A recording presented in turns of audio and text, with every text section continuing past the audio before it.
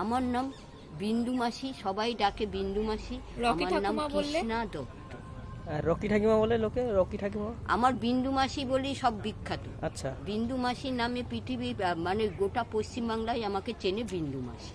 আর গোটা পশ্চিমবাংলাটাই আমি ঘুরিয়ে দেখি, মানে গোটা পশ্চিমবাংলা বলতে এই কানলা গেট, এগ্রিকেট ফার্ম, তারপর আলুডাঙ্গা, রায়না, সমস্ত জায়গায় আমি হেঁটে হেঁটে ওই দিদির মতনই আমি ঘুরে ঘুরে সব দেখি। যার যেটা অসুবিধা, জনগণের সেবা করো। এইটা দেখি কারুর কোনো অসুবিধে হলে। আজকের এমএলএ এখানে আছে, উনি আসল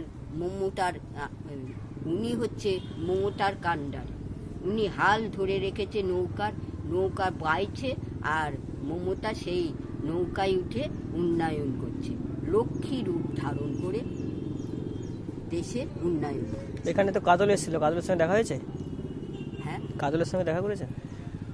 এমএলএর সঙ্গে কাজল, হ্যাঁ কাজলের সঙ্গে দেখা হয়েছে। কাজল আমাকে ডেকেছিল। এখন আমার যাওয়ার ইচ্ছা নেই, কারণ আমি যদি এখন যাই ভোটটা আমার ক্যান্সেল হয়ে যাবে। আমি চাইছি দেশের উন্নয়নের জন্য কিছু অর্থরও দরকার।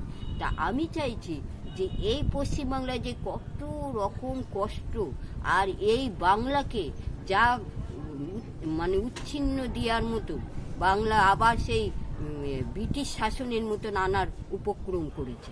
কাজে আমি এইটা চাই না। আমি চাইছি বোম্বে সমস্ত ইউপির আর্টিস্টে আমি ওখানে গিয়ে অভিনয় করে আমার গুণ দেখিয়ে পশ্চিমবাংলায় যাতে সাহায্য করতে পারি।